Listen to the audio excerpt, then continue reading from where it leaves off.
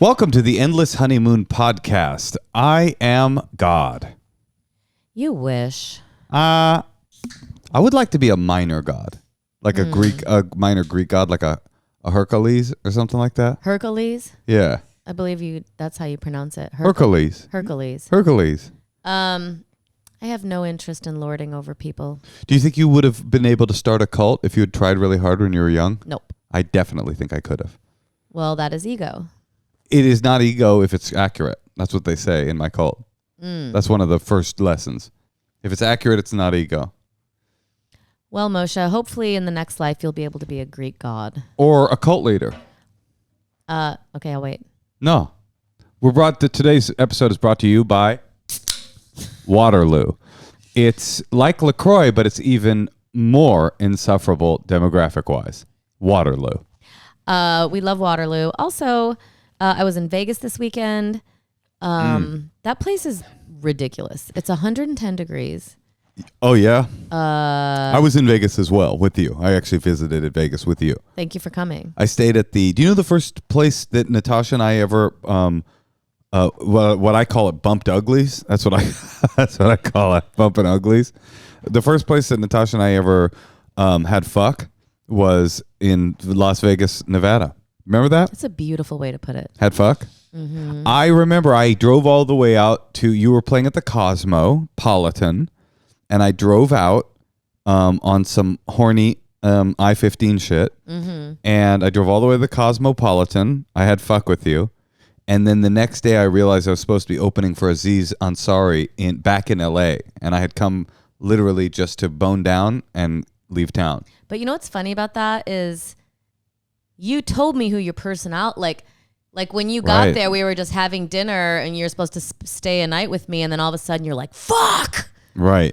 I'm supposed to be somewhere else. Little did I know. A version of that would happen every single week. Well, it's for the past 9 years. It's like my godmother said, when someone shows you who they are, believe them. Okay. Yeah. Who's your godmother? Maya Angelou. I was raised by Maya Angelou. Well, you diverted the topic, but that is another thing that you've never not done. What's that? In the whole time we've been, and then you can tell me some things. Oh, I'd love to. You've never not asked the waiter to change your order. That's true. That's true. Even tonight you did it. Right. I would say it's a compulsion. I would say it's not pronounced compulsion. What's it pronounced? Compulsion? Yeah, compulsion. You got me thinking over here. Oh, it's like saying explosion? Explosion. No, explosion is correct. Do you rub lotion on your body? No, your lotion, explosion, compulsion. Compulsion?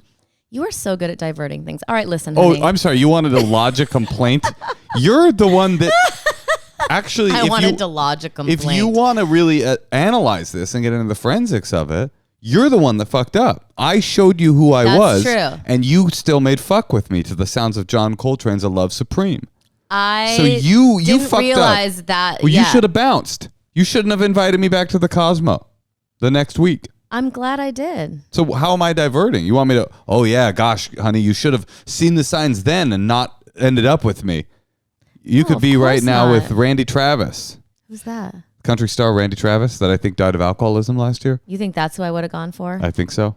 Well, listen. That's what I've always thought. I love you. I'm glad that you're the one I chose. Well, honey, I love Vegas. And I will say that, Natasha, you don't see the beauty of Vegas in the way that I do. There is not beauty in Vegas. Well, I think it really does speak to the difference in our personalities, which is that you can only see the ugliness. And by the way, if you're looking for ugliness, it's fucking there. It is on display. I mean, obviously, like Vegas has some of the most vulgar, like degradation style, human behavior capacities of any place on earth. But I see it like, yes, there's that, but there's also this like other thing, which is it's undeniably at this point one of the great centers of the arts in the world. Like, there are a lot of shows there. There's That's a lot true. of working artists. It's not, but I see the shows and I don't just say like, oh, there's cool shows, which I do love. But there's also like, oh wow, there's this gigantic community of working artists. There's all these amazing chefs. There's like, but it's also Gladys Knight and Cascade and Megan the Stallion are all playing on the same night, and fucking Bill Maher, all the greats. I hear John Coltrane, Bill Maher, Megan the Stallion. I hear you, but I will say, Moshe, there are undertones of extortion Of course. every single step, it's just obnoxious. It's definitely. Even the bands, the Grateful Dead, John Mayer, I don't know what this iteration is, but apparently they're playing there like 20 times. He changed his name, right? What? Johnny Garcia. Well, anyway, the Grateful Dead. I swear to God, his name. Are you kidding? No, he's going by Johnny Garcia he's now. not. He's had it legally changed, and he cut his finger off. I'm not even kidding. That's what's crazy. Anyway. Oh, but here's how they extort you. Everyone's like, yeah, they don't play the same song. They don't play the same set twice. So everyone goes for 4 days. You know what is? And then Moshe, I had to talk him out of taking our daughter. You don't even like the Grateful Dead. She's never even heard of the Grateful Dead. He was like all into having her go to the Grateful Dead. I'm actually glad you brought this up. I was like, please don't do this. Please don't do this. And then I found out how much tickets were, and I was relieved because I knew you would never take her for $350. Listen, I'm actually glad you brought this up. Nosebleeds. There's so many great metaphors of our relationship that can be exposed in this conversation around Las Vegas. Because I was like, okay, we had plans to go to a Cirque du Soleil show, and then the next night to go see David Copperfield. That was the plan, because I'd heard David Copperfield's a good show. I've since heard extremely mixed reviews about that show. So the plan was... I mean, how could he keep it going for like 12, 15, 20 years? Well, especially after Christy Brinkley left him for Randy Travis. So the plan was... You're doing a comedy club, killing it at Wise Guys, Natasha was. It was really fun, And my plan was to just go to Vegas, hang out with you, and just dad it up, right? Dad it on up. Take a 6-year-old to the Grateful Dead show at the Thunderdome. But we found out that night 2, David Copperfield was not there at his residency at the MGM Grand, because I found out later, Bill Maher was doing his tour, and my daughter is not a huge Bill Maher. She loves Club Random, but she's not a huge fan of his stand-up, right? And so I was like looking for another show, and then we get there, and there's all these hippies, and I'm like, oh, the Dead are in town, and they're like a block from our hotel, and it's at this like colorful sphere. That could be cool. And Natasha, you had like a visceral, fear-based reaction. No, yes. I said I'm putting my foot down. Yeah, I don't want her to Grateful. It's a red line for me. It's a red line. And who would want their 6-year-old at a massive Grateful Dead? Why? Well, first of all, she's not going to have fun. No, hold on. I didn't tell the story correctly. She's pitching me ideas, and she's going, "Oh, here's one. The Magical Master of Pets is playing at like the fucking I don't know what, like the Four Kings in Henderson. Something like, a child you should take her would to like. the Master of Pets." And then the Dead comes out. I go, maybe I'll take her to the Dead. No, red line. No, it's terrible for a child. I go, so you think that me taking her to one of the greatest rock and roll bands of all time, minus the thing that was like the main thing that made them great. Oh, I didn't realize you didn't want me to take her because Jerry died. I didn't know that. I thought it had to do with something else. Can you articulate? This is a metaphor of our dynamic. To me, it just felt like you were having a panic about the associations that you make with the Grateful Dead, like hippies, drugs, no, bad. First of all, I think the crowd would probably be slightly inappropriate. What do you mean? And I think that They'd be people like, don't want a kid at a concert like that. The crowd would be inappropriate? Yeah, what do you mean? They might be doing drugs and stuff. They do drugs at every concert you ever take a kid to. No, they don't. Yes, they do. You think they didn't smoke pot at the Bonnie Raitt concert we brought her to? I'm just saying, I don't know what goes on there. And Vegas is so rowdy, and there's so many drunk people. Was fear. And it's like, how many people are at those shows? Like 10,000? Yeah. It just feels like really hectic and crazy. Am I crazy? I wish someone would like... There's nobody else, honey. It's you and me. We're the co-hosts of the podcast.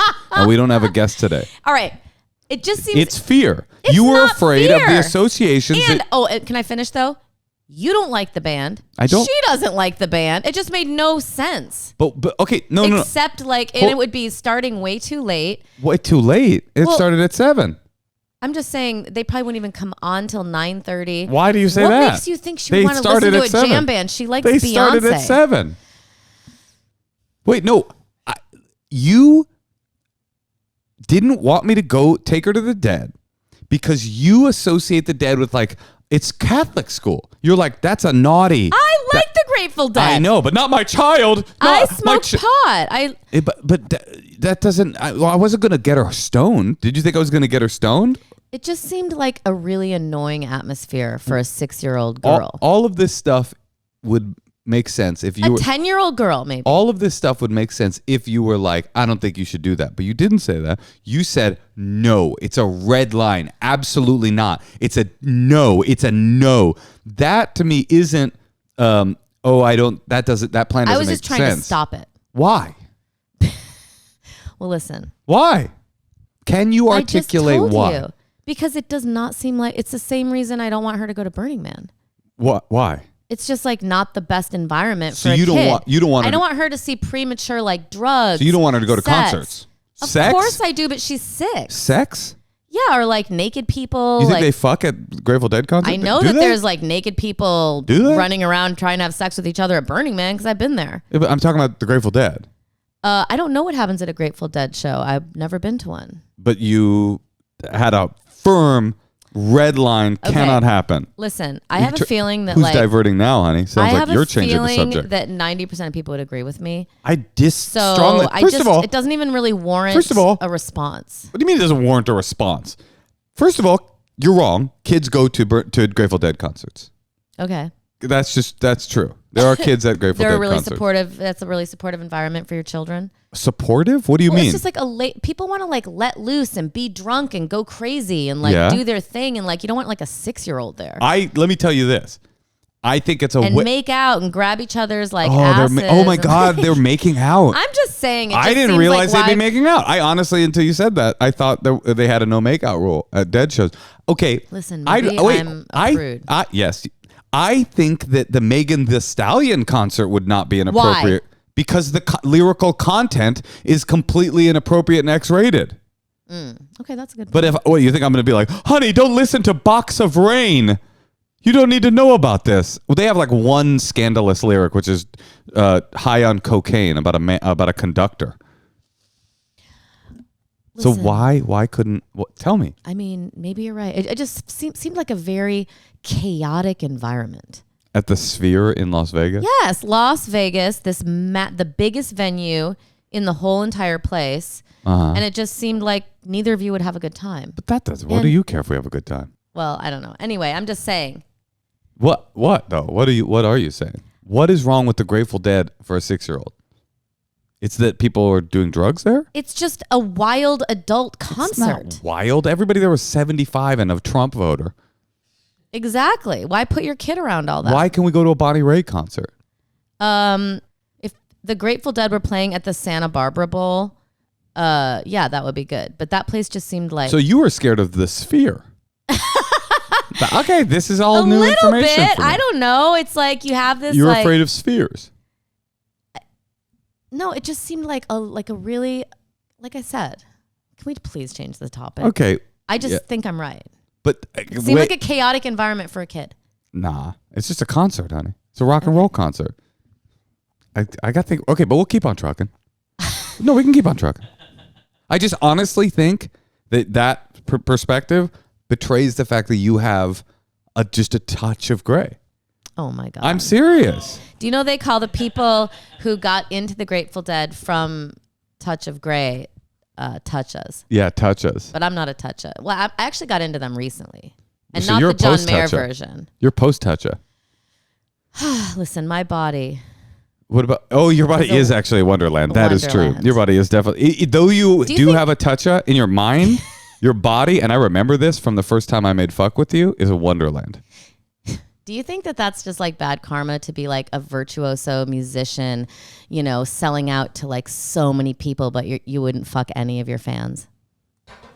See, this is where we differ as well. I think that, It's all like 70-year-old Trump supporters. but also like super hot hippies. And Okay. do you know like I think both exist. I think that the young hippies are looking for a place to go. I think Grateful Dead culture, it's not my thing. But in Vegas particularly, that's what we're talking not about. my We're thing. talking about like a Vegas crowd. I don't think you they're a know that Vegas Vegas crowd. is like notoriously like frat and like people screaming and like but not drunk not at a Grateful Dead show. That's the great genius of what they're doing at the Sphere is they're bringing, and that your critique of Vegas is 100% accurate. Vegas used to be a gambling town that everything else was made cheap so that you would focus on gambling. But slowly over the years, they figured out like we could just extract money from them in every way, right? Like it used to be like you go to the Vegas, if you're playing the craps table, then they'll give you a $4 steak dinner. But now they're like, why? Give them a $400 steak dinner because people are here cosplaying as rich people. So they're like trying to spend. And so that's the brilliant thing that the Sphere is doing is they're bringing a demographic that isn't organically drawn to Las Vegas because of the corniness of it. And they're going, yeah, we got this for you too. Come see the Eagles at the Sphere, man. Come to the Grateful Dead show. And even that's a financial extraction tool where they go, every night it's a different show. Come see John Mayer in a Jerry Garcia wig. Like, okay, listen, we need to move on from the Grateful Dead, seriously. What? But I would like to just final statement. So you want to get the last word but then move on? Yeah. Okay. I know, I want to respond because I thought about it. Okay. I am not opposed to her going to a Grateful Dead show. Yes. I just feel like 6 is like 2 or 3 years too young. But Bonnie Raitt. She fell asleep for Bonnie Raitt. Yeah, that was inappropriate too. Because You think it was inappropriate? Not inappropriate. I'm just saying it was like dumb because she's sleeping and then we had to leave the show. I would have rather gotten a babysitter and you and I enjoyed it. So I guess what I'm saying is I think maybe when she's 9 or 10. I'm trying to expose her to stuff. Okay, well. Are you getting annoyed? No, but I'm saying if a kid's still like having meltdowns, like they're probably not ready to like be an adult concert goer. We just had such a different childhood. I was around freakos doing interpretive dance and doing Cyndi Lauper songs in American Sign Language naked on top of a redwood hot tub my entire childhood. Well, my mom took me to Air Supply and Liberace when I was 9 or 12. Honey, that is hilarious because your dad and your mom were probably in Vegas in the 70s. And your mom was like, I'm taking taking Natasha to Liberace. And your dad was probably like, that's a red line for me. Well, let us know your thoughts because I'm feeling like a crazy person. And obviously I want to expose my child to cool environments. But it just didn't feel like the thing. Wait, what else was the thing we were going to talk about Vegas? There was more. Oh, by the way, in terms of the influence, I mean, you're winning the influence race. Like, with our kid? With our kid. For sure. She's more your daughter than she is mine. Why? I was in the room with her, and there was one bottle of Fiji water in the little cooler, like one bottle of drinking water. And we got it, and we drank it. And she was like, I'm still thirsty. And I like snuck into the bathroom, and I filled it up with water. And I brought it back, and she takes a sip, and she's like, What is this?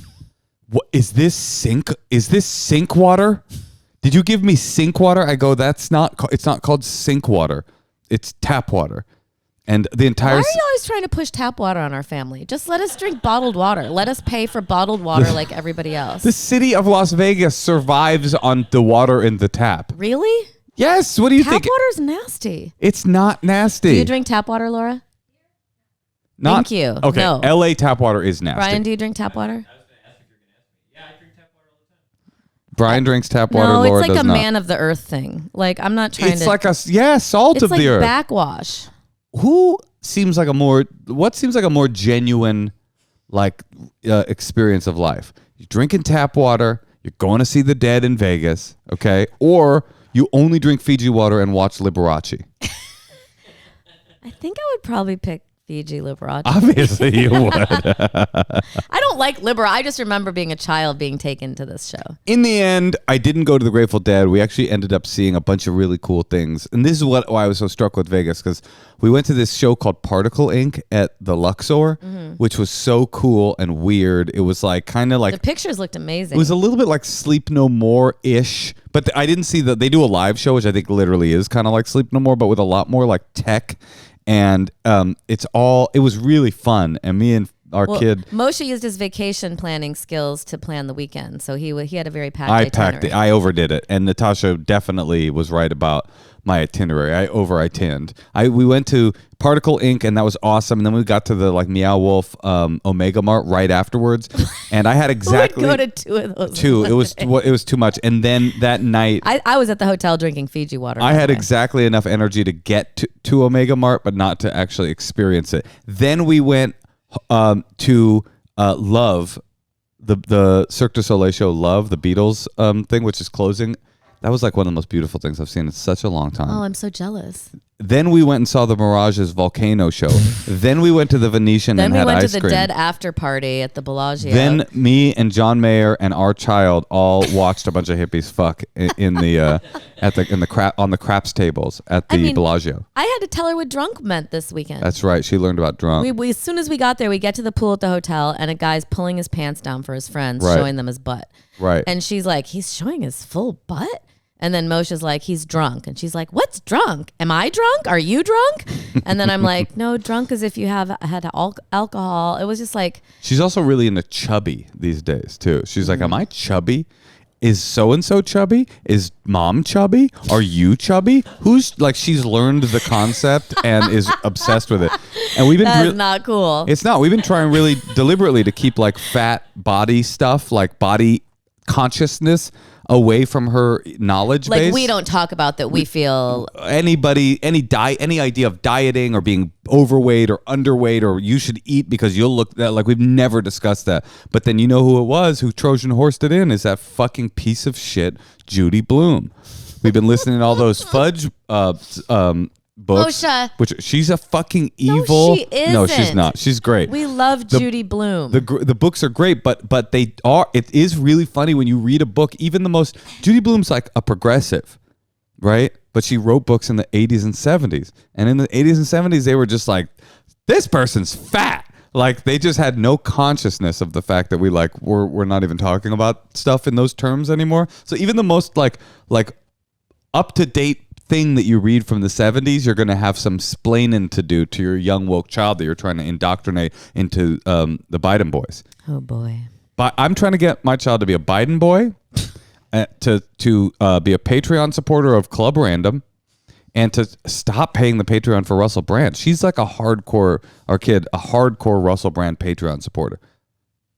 All right. Well, let us know if I'm crazy and I need to get a life. Did you kill it this weekend? I had a great time. The shows were awesome. Wise guys. guys. Off the Strip. It was actually my favorite experience of performing in Vegas. Really? Oh yeah. I'm not trying to perform for tourists. I really can't deal. Yeah, these are like real Vegas folk. The level of like whatever the general IQ is with the no air in the casino for 3 days, like you definitely feel like, wait, what is happening? I was looking at people's face. And then you go outside and it's 110, so you stay inside. Right. You just start to feel crazy. Like you'll go to Earth Cafe and like a latte is $12, and then you're sitting outside, and the only place to sit is like a patio overlooking Balenciaga. Like you're in a mall. Well, this was my final. And everyone's like, oh, isn't this? It's like a French cafe. Right.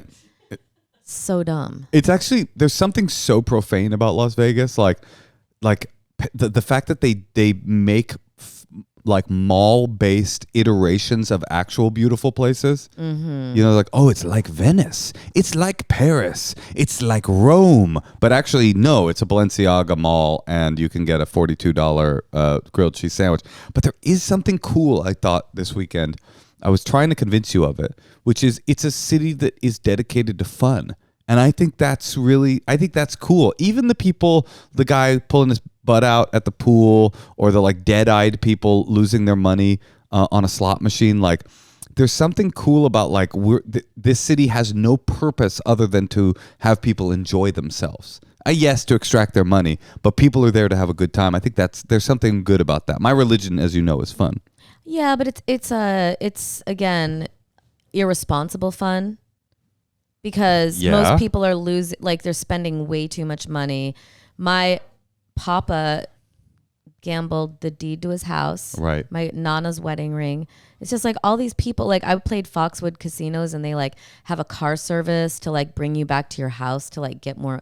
Like if you lose, like they just, to get more money. Yeah, like they come to. It's just like it's bad, you know. I think I'm pro Vice and always have been. I like Vice because I think that we shouldn't be expected to coddle people's inability to control Vice. And Vice, I like leisure and adventure. Like, why does it have to be Vice? You know, but Vice is a kind of leisure. It's a kind of adventure. Fucking and doing wasting drugs, money you don't have. Fucking and doing drugs and gambling and partying and going out dancing, and I mean all of this stuff is a part of like the acquisition of experiences and fun and learning how to control. Listen, I lost control. I went to rehab when I was 13. It's not like I'm like a paragon of control, but I don't think that there shouldn't be Vice because there are people that can't control themselves.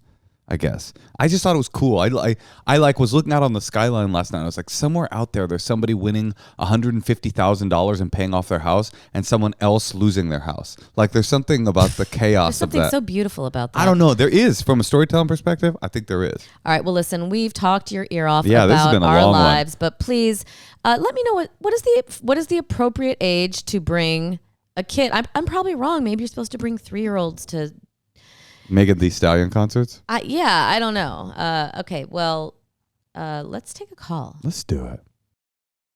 Danielle calling from Las Vegas. Okay, this is crazy. Amazing. Okay, let's find out what Danielle does.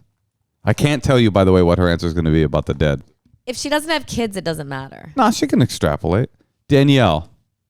Hello. Hey, we were just talking for literally a half an hour about the city you live in. That's kind of weird. Okay, based on haircut and acoustic guitar on the wall, Danielle is on my team for sure, 100%. Okay, so can I just ask you a question? Do you have a kid? I don't.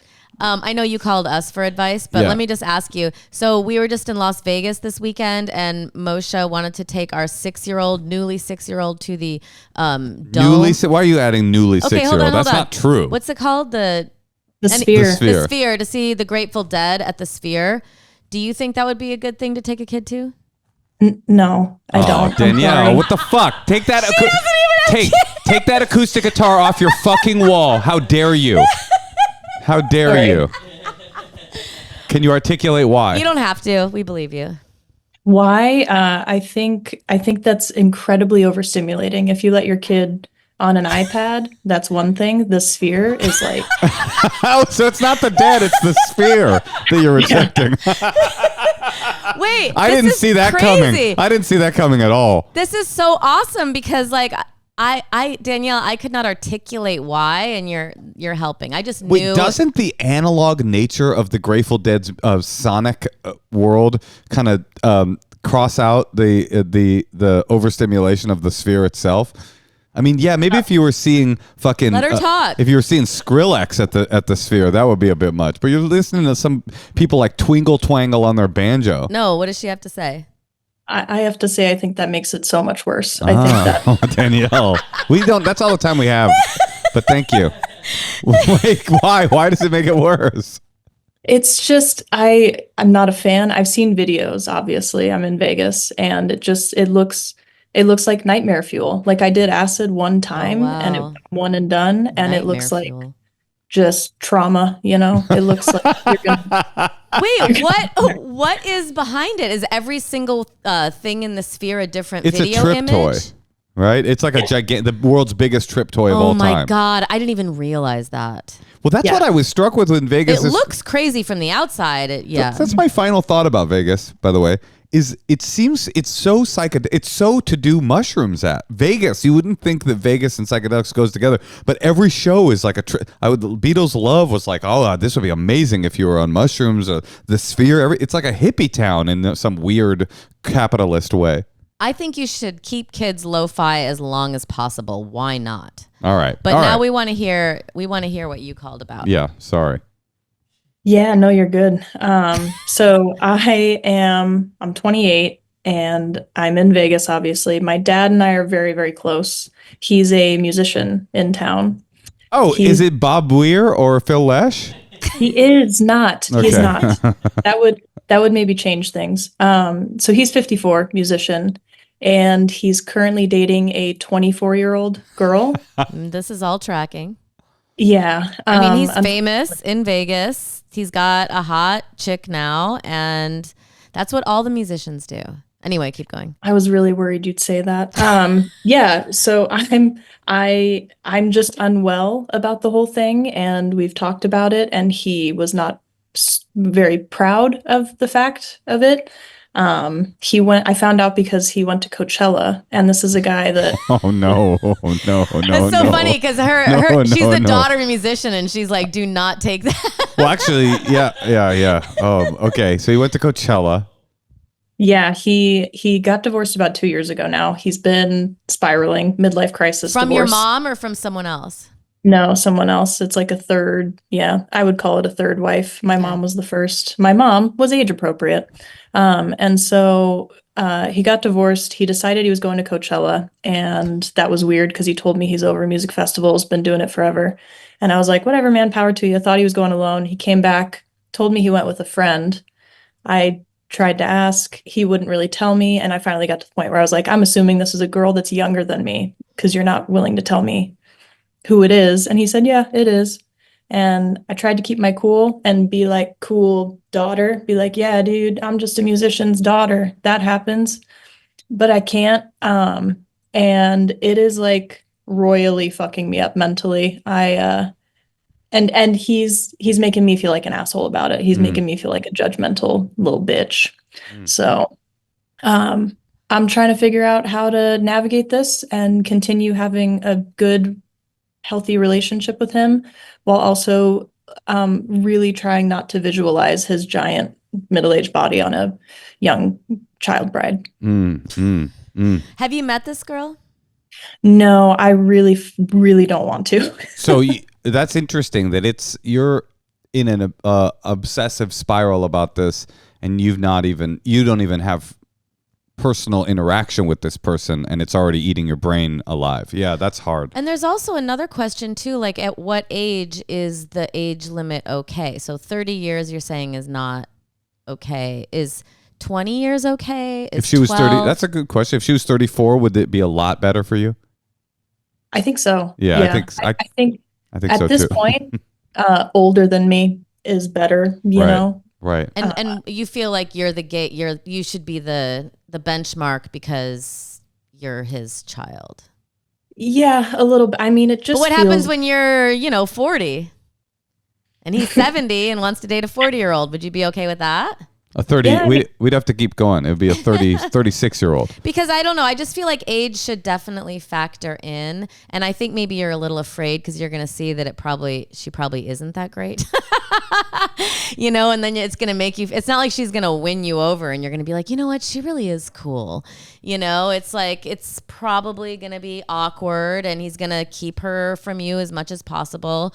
But, maybe there is a world where she's like this magical creature that gives him energy and he's able to love the last 30 years of his life because he's got this. If she has the right personality, I don't know. I'm shocked, Natasha. Well, I don't know what age you say it's okay. No, I'm just shocked that this is your take. I would have put all of my money on you saying this is horrifying and disgusting. It is, but what can she do? Right. It's legal. It's like, I don't know. It's like you're just not going to talk to your dad because I don't know. Well, but maybe you need to really tell him under 30 or something. Well, Danielle, can I ask you as you've been obsessing on this, what would you like to do? What are the things that have come in your head of what you should do in response to this? Killer. I don't know. Like, don't do that. We're an advice podcast, so I'm gonna go ahead and say don't do that. I got good news. Also, it's not her fault. It's like there's like 40 of her at the festival, and she got picked. And there's probably one of your dad, and that's why he gets to pick. So here's another interesting thing. He plays at a place in Vegas. I'm not going to say, and he plays music. She is a waitress at that place. And her mom works there too. Mm-hmm. So she comes from a long line of Vegas waitresses. You should start dating her mom. You should date her mom. Moshe, that was what I said. I said, I'm going to fuck your mom. Literally. But listen, your dad who has musicians taste, let's call it musicians taste in music. In women, you mean. In women. If you have boundaries for him, does he know? Because it sounds like you're kind of upset about something that hasn't quite been said. I don't know. What do you think about that? No, it sounds like it's been said. Oh, Danielle, here's my thought. No, I mean, just saying like under, I have a certain age limit where I feel okay. I'm actually with you. Here's the good news. In terms of your obsession, this won't last, obviously. Of course. I mean, unless a freak, horrifying thing happens and your life will be ruined by this. This is a fling for her and for him.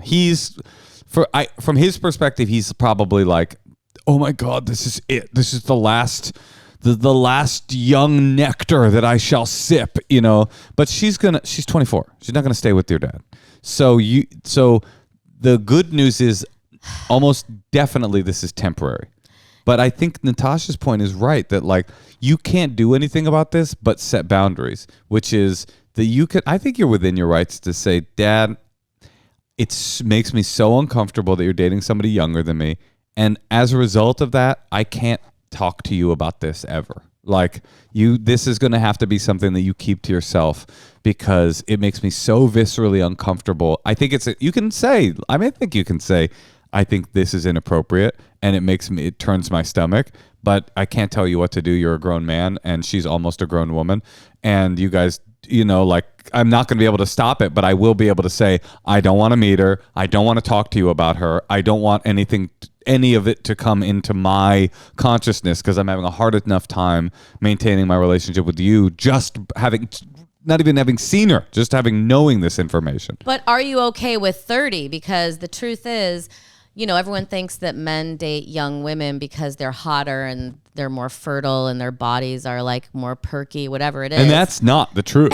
But I will say they also think that your dad is way cooler and way more successful, than he actually is. Well, no, than like a woman his own age would think, right. So they're way more impressed with him. So it's like, that's a vanity thing too. And that might be his type, is like women who are a little more like naive and not so jaded by the world and not so like, oh, I get what your situation is. Oh, Vegas, you know what I mean? Like, whatever, I'm just saying that is something to factor in and maybe have a little compassion for him. And, do you think he would be great with a woman his own age? Does he even date women his own age?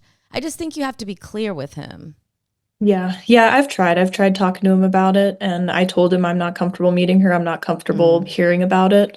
But I go over to his apartment and he's got like a rack on the back of his door that he's hiding with her like thongs and hair clips. And I'm like, oh my God. You know what? I think you need to get some distance from your dad. Honestly, like, I guess I don't know the level. All right, well, let me just say this to you, Danielle. This is horrifying. Never in my life. I changed my mind. No, but let me just say, never in my life. Her hair extensions are just like hanging off his robe. Have I dated anyone whose thongs and hair extensions I had to hang from you know what I mean? I think Natasha's right. Like finding a place, because you love your dad and you're close to him and you're unlikely. I don't think this is going to end your relationship with him. And I think that's good.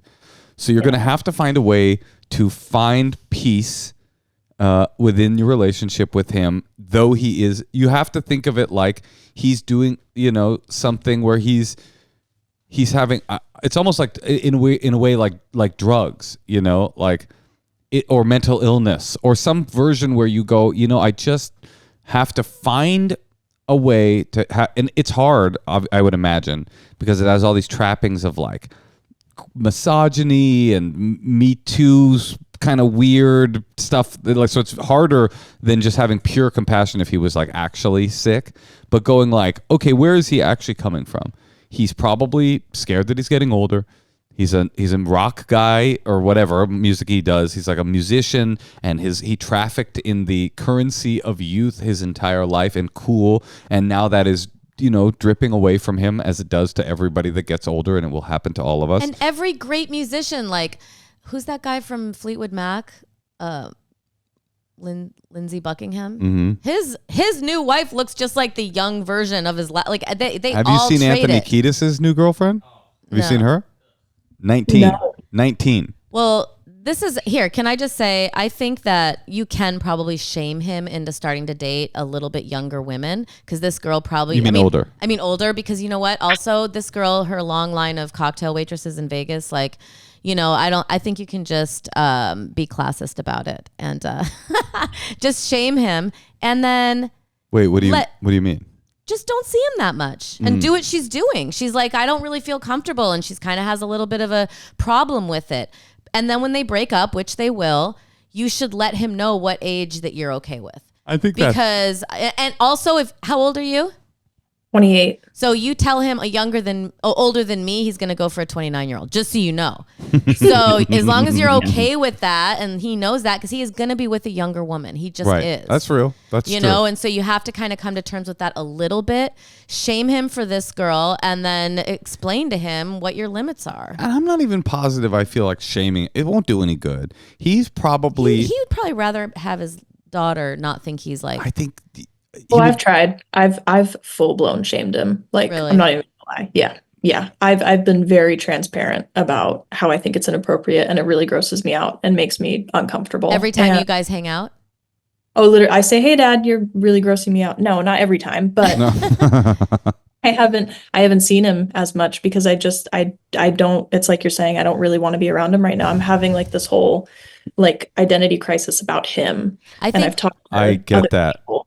Yeah. And I also think that, like, it's funny because you are a musician's daughter. So it's like, I'm sure that came with some amazing things. Like, you have a guitar behind you, and he probably blessed you with the love of music in a way that only he, that's a very rarefied, to be around like a professional musician and be raised by one. That's so lucky. And it's like, that is one of the bad things. Like, musicians notoriously are out every night and they date young, because that's who goes out to concerts. But I hear what you're saying, Danielle, on a different level, which is that even though he's a rock star and always has been, this action has shattered some artifice of purity or about who he was in your mind, that you thought he was better, more enlightened, different than this. And one of the things that happens as we all get older is that we realize, and this happens to everybody in some way, that we realize like our parents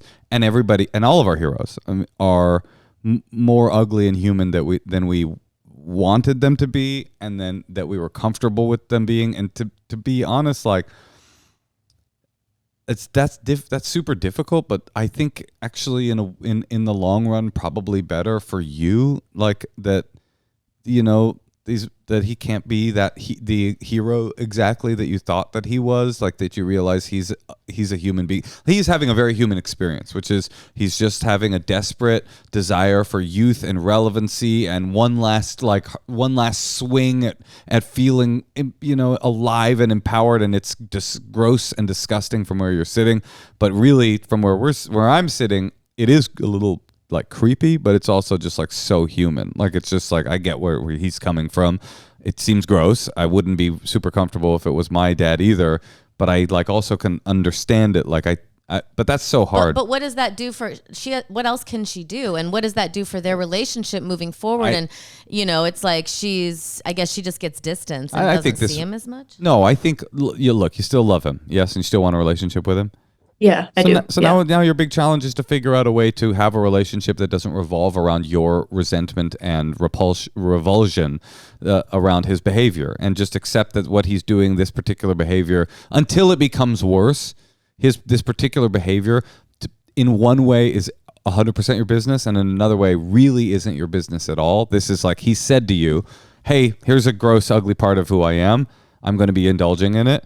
And I still love you and want to be your dad. I still am your dad. And you have to figure out, since you want to continue the relationship with him, a way to have that relationship not be swallowed whole by this feeling of revulsion. And I think that's your challenge, And also bitterness. And I think that you have to, if you can, just do things with your dad on your own and say, I don't really want to meet your girlfriends that are younger than me. And after you've been dating them for 2 years, maybe I'll think about meeting them. Yeah. And then you don't have to be around them, because if you're around her and he wants you to meet her, you can say, after 2 years, I'll meet whoever you're dating, if they're younger than me. And then you don't have to meet them. And then your dad will still want to see you, and you'll just have a relationship on your own. I think it's good to stay away. This comes back to my AA upbringing, which is in AA, one of the most powerful, I've said this a million times on this podcast before, but I really believe it. if there's anything I like take kind of dogmatically whole hog from AA, it's this idea that when you are in a state of resentment and anger at someone, that your job is to find the parts of you that are not living up to your own ideals while leaving 100% aside the sins of the person that you're resentful at. So even if what they're doing is 10 times, 100 times, 1,000 times worse than what you're doing, analyzing what it is that you could have done differently. Maybe it's like making a snide remark every time you see your dad. Maybe it's trying to shame it, like some little thing. And you might not like this advice, but going to him and apologizing for those things doesn't mean you have to abrogate your or violate your own boundaries. It doesn't mean you have to say, now I'm going to embrace her. But saying like, Dad, I was so, overwhelmed by that information that it caused me to act in this way that was ugly. I was judgmental and made fun of you and blah, blah, blah. And I want to like reset and fix that part and move on. Like still don't have to meet her. Well, you don't have to meet her. Put up her. You don't have to. It doesn't mean that you have to make peace with what he's doing. It means like to move on. I feel now, having talked to you for a few minutes about it, I feel strongly that to move on, you have to reset and draw and say, I'm not going to bring this up anymore. I don't want to engage with it. I don't want to meet her. I don't want her in my life. That's not what I'm saying. What I'm saying is I'm not going to have a relationship revolve around me talking shit to you for what a gross guy you are. I'm sorry. But this is how I stand on the subject. And we can have another conversation about my boundaries around this in the future. But for now, I want my relationship to continue with you. I've made these are the mistakes that I've made. I want to clean up my side of the street and then move on from there and not have your relationship revolve around his love life, but revolve around your love for each other. I think that's really good advice. I think it's good too. Yeah, talking to friends and family and people about it, it's just like a lot of it's me having to be the bigger person with a lot of it. And, as I'm growing up, it's just like so shitty to have to do that with your parents, but it's reality. It really is. And it's like a universal truth too. I mean, I've had to do it too. I've had information come about family members that was like earth shattering for me. I've had just behaviors that my parents engaged in that was like, oh, this isn't just like, you're not just seeing the world in a different way. You're like, this is wrong. And I just have to kind of like find a way to love you through it or not, or have it like poison the entire relationship. And it sucks. It's hard. You too, Natasha, you've had that too. Yeah. Yeah, it sucks, but we're going to hopefully work through it. I'm going to see him later this week. I haven't known how to, because I want to talk about it, but I just haven't known really what to say.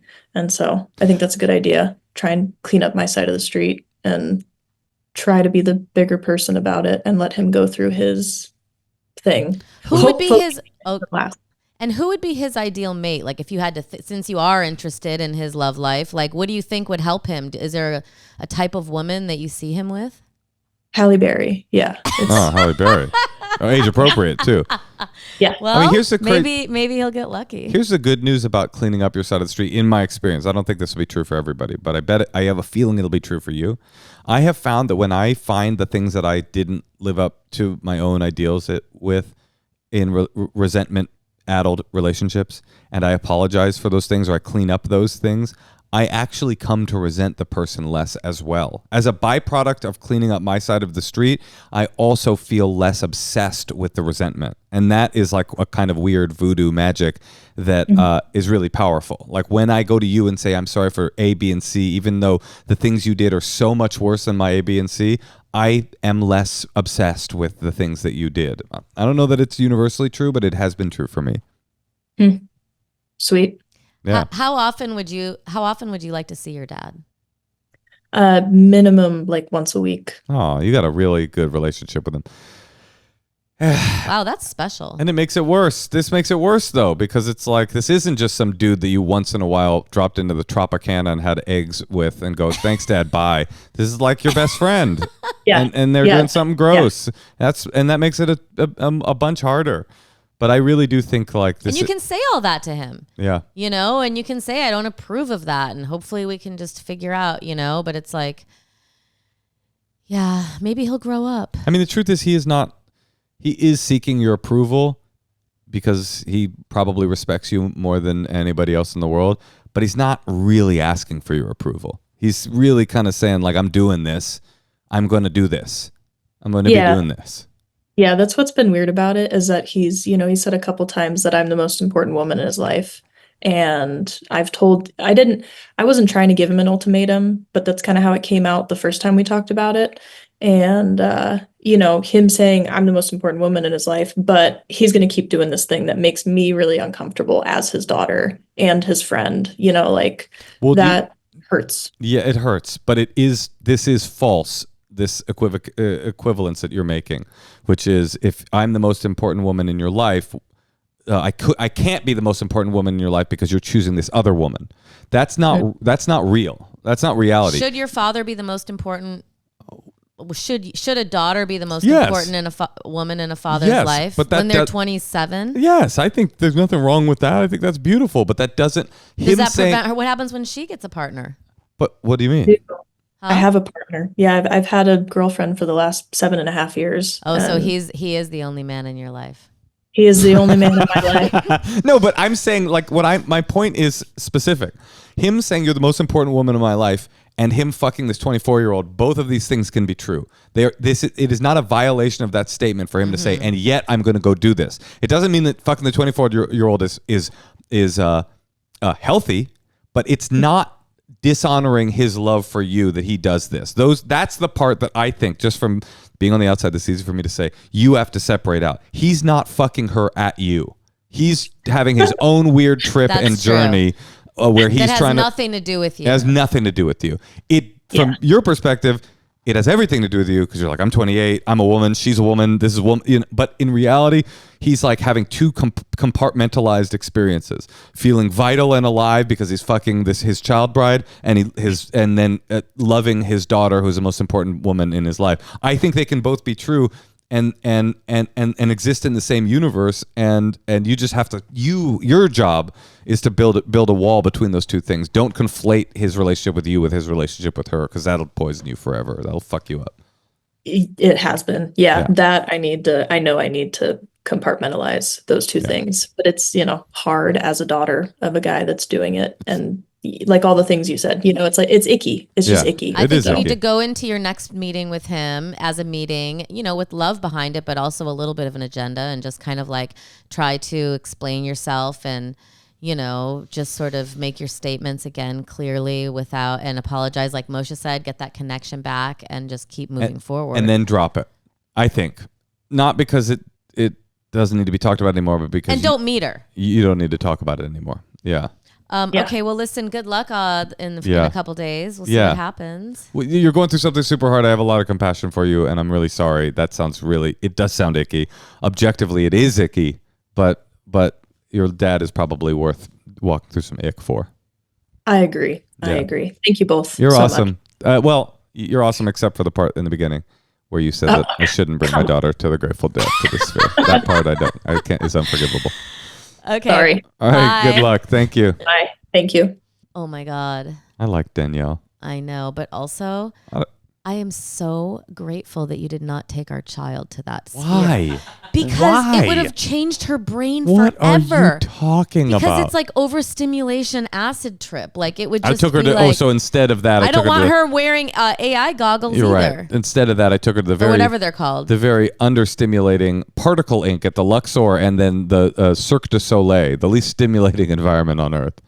Listen, I wouldn't trust whatever that sphere is. Shall we listen to some secrets? Let's do it. Hi, Natasha. Hi, Moshe. Sorry, I just woke up. But I have a secret for you guys. Sexy. So I just spent the last 5 months living abroad in Milan, Italy.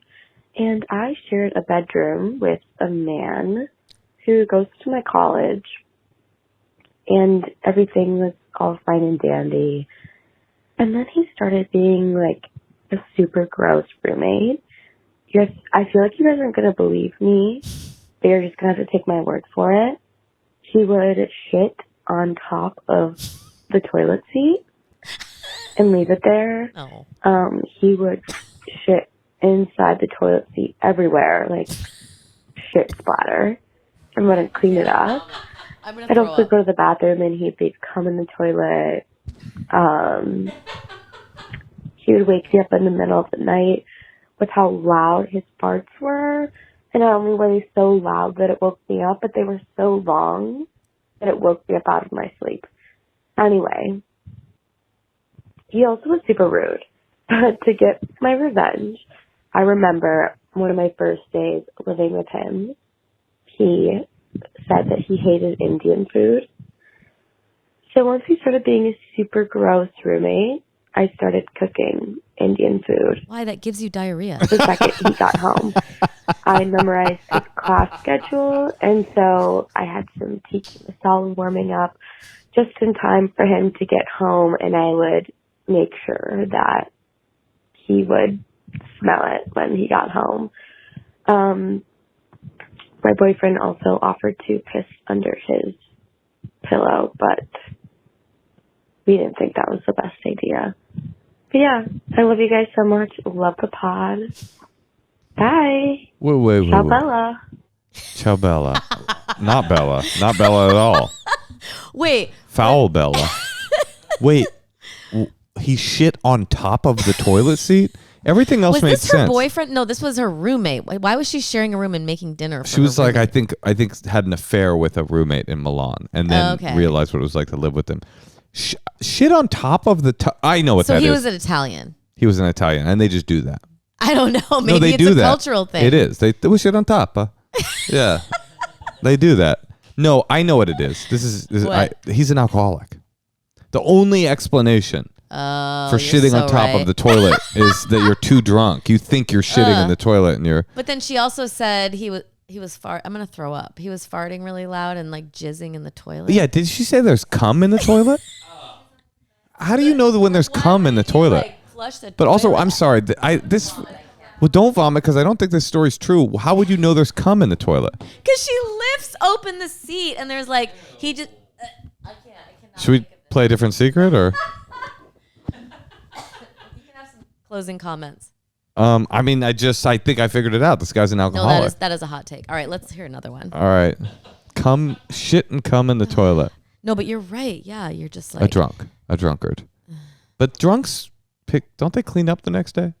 That's the other part. Well, also, it might be how you were raised. No one was raised like that. Nobody was raised to shit on top of the toilet. It probably happened once. She saw the shit on the toilet. Right. And it was probably a smear, not a full pile, right? It was what? Once is too many times, Sis Laura. That's true. But it was probably once a smear. Once is all you need. Come on. It was probably a smear. It couldn't have been a full pyramid, a Luxor. Couldn't have been the full Luxor. All right. What do we got? Okay, let's hear another one. Hey, Tasha and Moshe. Sorry, that's a little too prematurely familiar for you guys since we're strangers. Thank you. Finally. I got a secret. All right. Yeah. I've been independent for a while, since I was in my early 20s. And I've been an honest person for the most part, I think. But I'd say probably the last few years, there's not been one time when I went to the supermarket that I didn't, in a sense, steal. And when I say in a sense, I mean blatantly. I will ring things up differently to make them cheaper. I've gone so far as to like take a picture of a cheaper item's barcode, and when I get to self-checkout, I'll scan the picture on my phone instead of the really expensive thing. So I got like a milk frother for like $9. Anyways, yeah, that's the secret. Scam. Oh, also, I go home every day when I'm clocked into work and I jerk off, and then I come back, but I'm getting paid to jerk off. Love you guys. I like that. That's a little button at the end, a little extra secret. Wait, He likes to go is he jerk off. working at the store? No, this is something completely separate. He'll sometimes go home on a paid break, jerk off, and come back, and he likes the fact that he's getting paid to jerk off. He's like, sometimes I'll go cum on top of a Luxor of shit that I've left on the toilet seat. Listen. Can't get away from it. This is why that's not a good scam. It's still theft. So why not just steal the item? Like what thing? Because you have less of a chance of getting caught. No, yes you do. You're scanning. How? You could be like, I don't know. I don't know. I just was putting the scanner on my iPhone. Dude, is that not something you usually do here? That's the problem. It's like he's not doing a good hustle. It's like anybody looking at the behavior will go, oh, he's stealing. So it's like, well, why it's not? working, so he's saving money. How about just not scan the thing? It's actually more conspicuous. You can't steal it. They Yes, can you can. catch it. No, it's more conspicuous to take an item out, pick up your iPhone, scan the iPhone, then put the item back, than to just leave it in your basket and not scan it at all. This is not a good crime. You know me. I'm not a big shoplifting fan. I think it's dumb. But I think you have to start thinking of probability to get caught. Listen, the probability of getting caught in one of those self-checkout items lines is low, but it's raising because everyone's aware that everybody does this. I think everybody does this. This iPhone thing? No, the iPhone thing is a unique riff on it. What are other ways you can steal it? I think they just don't ring up everything in the self-checkout. But then can't they see that you skipped it from into the bag? They there is no they. It's a robot. Right, but you just walk out of the store. There's lasers on the thing. No. You walk up with a dozen eggs, a Coca-Cola, and some coffee, and you only scan the coffee and the Coca-Cola, and you walk out and steal the eggs. And they think you scanned it all. And you keep the eggs in the you basket. I forgot if they stop you or something. That's the a thing good is, one. these stores are becoming hip to this, and so now they're now they might have to hire people. Human beings. Yeah, it would be crazy. I don't think it's a good idea. All right, well, let's hear another secret. All right, one more for the Gipper. So I'm 36 years old, and I just started vaping, and I'm so mad at myself. But I feel how Moshe feels with this knee. Like that first hit of the vape, it just I'm like, oh, and then I don't do it for a while because obviously I don't feel that every time I hit it. So then I wait a while. But yeah, it's been like a week, and I've been vaping almost I'm going to lie on this and say like, almost, no, it's been every day. Yeah. I need to stop because why would I introduce this addiction into my life now? Like I hear that. Get some Thanks, Nicorette. guys. Love y'all. That's not Nicorette. Why? What are you get a talking good... about? Nicorette? Yeah, because then you get the same nicotine. addiction. It's the same addiction. Who cares? It's not bad for your... What's bad for you about nicotine? Well, then what's bad for you about vaping? Smoke and it's inhalations in the back. It's still inhaling things in the back of your throat, particles. Who knows what? I'm ready to say Nicorette is like gum with like a slight buzz. It's pretty depressing. But you know what? It'll give you that little thing you need. Well, you get to smoke weed, Tosh. That's the thing. You drink, you smoke weed. I don't get any of that. All I got is these fucking nicotine pouches. It's pathetic. Dude, I'm ready to say it. Nicotine, vaping rocks. Vaping rocks. Yeah. No, I went there. Don't tell her this. I went there. Vaping rocks. I'm going to be so fucking pissed off. I don't want my kids seeing me vape. I'm going to be so pissed off if I get to be 70 and like the New England Journal of Medicine comes out with an article saying actually vaping was totally healthy the whole time. That I wasted all these years not vaping. I miss vaping. But COVID fucked my whole lung up thing. Like, I don't mean it fucked my lungs up. It made me think about lungs in a paranoid way that I'd never thought about before, and that's why I was like, I don't want to vape anymore. And like, your throat. I watched this documentary about this guy that was replacing tracheas with pieces of plastic. This Italian doctor, probably a classic lid shitter,